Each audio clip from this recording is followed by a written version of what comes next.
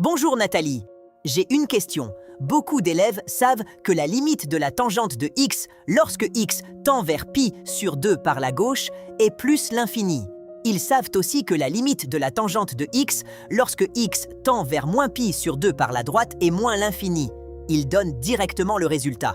Mais si on leur demande pourquoi ou comment le retrouver sans l'apprendre par cœur, ils hésitent. C'est vrai, Matball, parce que beaucoup d'élèves mémorisent les limites sans comprendre leur origine.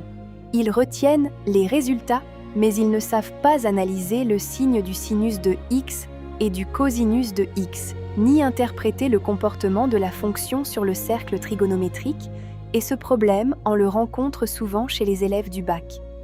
C'est justement ce que notre fondateur va vous montrer aujourd'hui. Une méthode simple, logique et visuelle pour retrouver le bon résultat à chaque fois, sans apprendre une longue liste de cas particuliers. Avec plaisir, Nathalie. Pour tout x appartenant à l'intervalle moins pi sur 2 ouvert, on a tangente x est égale à sinus x sur cosinus x. On va s'intéresser à calculer limite de tangente x lorsque x tend vers pi sur 2 à gauche et moins pi sur 2 à droite. C'est pour cela je vais faire cette petite introduction. Là, notre repère orthonormétrique ou IJ, voilà notre cercle trigonométrique sur lequel je vais placer les valeurs moins pi sur 2, 0, pi sur 2, pi. Ça, c'est l'axe des cos et l'axe des sines. Sinus moins pi sur 2, vous dites moins 1. Et sinus pi sur 2, vous dites 1. Alors, je vais commencer à calculer limite de tangente x lorsque x tend vers pi sur 2 mais à gauche, qui est égale limite du sinus x sur cosinus x lorsque x tend vers pi sur 2 mais à gauche. Sinus pi sur 2, vous dites 1.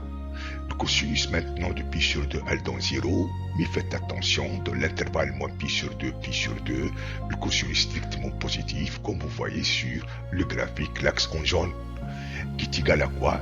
Elle va donner 0 plus. Donc 1 sur 0 plus est égal à plus l'infini, c'est-à-dire la limite de tangente x à gauche de pi sur 2 égale à plus l'infini. Maintenant, limite de tangente x lorsque x tend vers moins pi sur 2 mais à droite égale limite de sinus x sur cosinus x lorsque x tend vers moins pi sur 2 mais à droite, sinus moins pi sur 2, vous dites moins 1.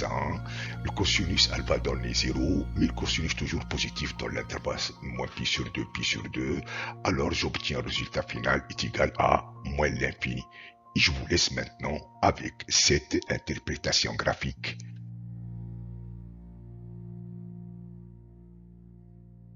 Ah bon? Le secret, finalement, c'est le cercle trigonométrique. Tu as tout à fait raison, Matball.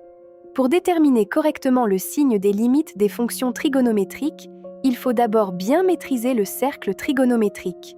Une fois que l'on comprend la position des angles ainsi que le signe du sinus et du cosinus, retrouver ces limites devient très simple. Merci Nathalie, c'est vraiment important de bien comprendre ce genre de limites, plutôt que de les apprendre par cœur.